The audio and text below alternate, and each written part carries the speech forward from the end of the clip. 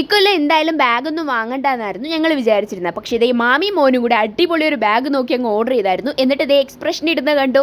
ആൾക്ക് ഭയങ്കര സന്തോഷമായി കേട്ടോ. കാരണം എന്ന് വെച്ചാൽ ഇതിൽ പേരൊക്കെ എഴുതിയിട്ടുണ്ടായിരുന്നു. അത് കണ്ടപ്പോൾ എനിക്കും ഇഷ്ടമായി. അപ്പോൾ പോരാത്തതിന് വാട്ടർ ബോട്ടിലും ടിഫിൻ ബോക്സും ഒക്കെ മാമി ഒപ്പിച്ച് വെച്ചിട്ടുണ്ടായിരുന്നു ആൾക്ക്. അപ്പോൾ ഇനിയിപ്പോൾ സ്കൂളിൽ പോകാൻ ഫുൾ എക്സൈറ്റ്മെൻ്റ് ആയിട്ടിരിക്കുകയാണ്.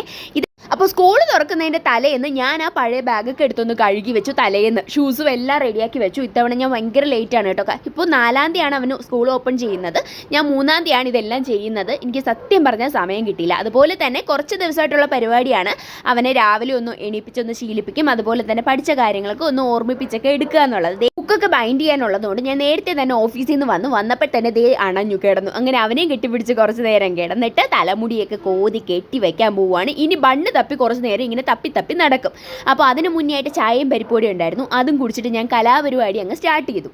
കലാപരിപാടി എന്ന് വെച്ചാൽ ആദ്യം ഇതാണ്. ഇത് അബാക്കസിൻ്റെ ക്ലാസ് ആണ് കേട്ടോ. അപ്പോൾ അവന് എക്സാം ഉണ്ട് ചാമ്പ്യൻഷിപ്പിൻ്റെ. അതിന് വേണ്ടിയിട്ടുള്ള 10 ക്വസ്റ്റ്യൻ വർക്കൗട്ട് ചെയ്യണം.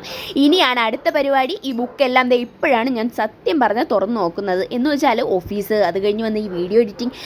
ഈ ചെറിയ കാര്യമൊന്നും അല്ല കേട്ടോ. ഈ വീഡിയോ എഡിറ്റിംഗ് എന്ന് പറഞ്ഞപ്പോൾ നിങ്ങൾക്ക് സപ്പോർട്ട് ചെയ്യണം കേട്ടോ.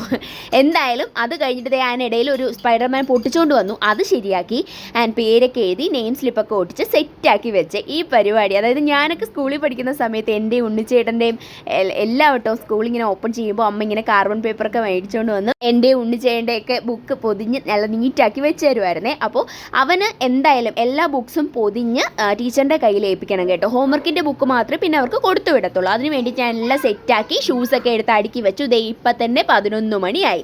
അപ്പോൾ രാവിലെ തന്നെ ആശാനെ വിളിച്ച് എണീപ്പിച്ച് കുളിപ്പിച്ച് ഇനി ഒന്ന് അമ്പലത്തിൽ പോകണം. എൻ്റെ പതിവാണ് സ്കൂൾ ഓപ്പണിങ് അതുപോലെ എക്സാം എല്ലാ ദിവസവും എല്ലാ ദിവസവും എന്ന് വെച്ചാൽ ഇങ്ങനെയുള്ള ദിവസങ്ങളിൽ കോവിലൊക്കെ പോയി തൊഴുതിട്ട് പോകണമെന്ന്. അതൊരു നല്ല ശീലമല്ലേ. അപ്പോൾ അവനും അതിരിക്കട്ടെ എന്ന് വെച്ചിട്ട് ഞാൻ എന്തായാലും രാവിലെ തന്നെ അമ്പലത്തിലേക്ക് കൊണ്ടുപോയി. അത് കഴിഞ്ഞിട്ട് പുതിയ വാട്ടർ ബോട്ടിലിൽ വെള്ളമൊക്കെ ചൂടാക്കി മീൻസ് ഇത് പ്ലാസ്റ്റിക്കാണ്, അത്ര ക്വാളിറ്റി ഉള്ളതായിട്ട് തോന്നിയില്ല. അതുകൊണ്ട് ഞാൻ തണുപ്പിച്ചിട്ട് കുറച്ച് വെള്ളം ഒഴിച്ചു. അപ്പോൾ തന്നെ ലേറ്റായി. അതുകൊണ്ട് തന്നെ വേഗം എല്ലാവർക്കും കൂട്ടത്തിൽ അവന് പാലൊന്നും കാച്ചാൻ നിന്നില്ല. ഒന്നിച്ച് ചായ ഇട്ടു. അതുപോലെ പുട്ടും പപ്പടമായിരുന്നു ഇന്ന് കാപ്പി.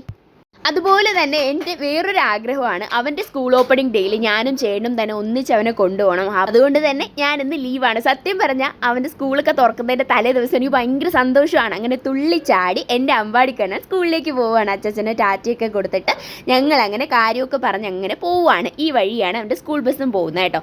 അപ്പോൾ എന്തായാലും ഞാൻ പറഞ്ഞു ഞാൻ വരത്തില്ല, ഓഫീസിൽ പോകാമെന്നൊക്കെ പറഞ്ഞ് പറ്റിച്ചിട്ടാണ് പോകുന്നത് കേട്ടോ. എന്തായാലും അവനറിയാം ഞാൻ കൂടെ കാണുന്നു. ഇതാണ് സ്കൂൾ അമ്പാടിക്കണ്ണൻ്റെ. അപ്പോൾ നല്ല തിരക്കുണ്ടായിരുന്നു. MLA ആയിരുന്നു കേട്ടോ വന്നത് ഇനാഗുറേഷന് വേണ്ടിയിട്ട്. കുറച്ച് നേരം കണ്ടിട്ട് കൂട്ടുകാരെയൊക്കെ കണ്ടപ്പോൾ ഹാപ്പിയായി. അപ്പോൾ ഇത്രയേ ഉള്ളൂ. Tata bye.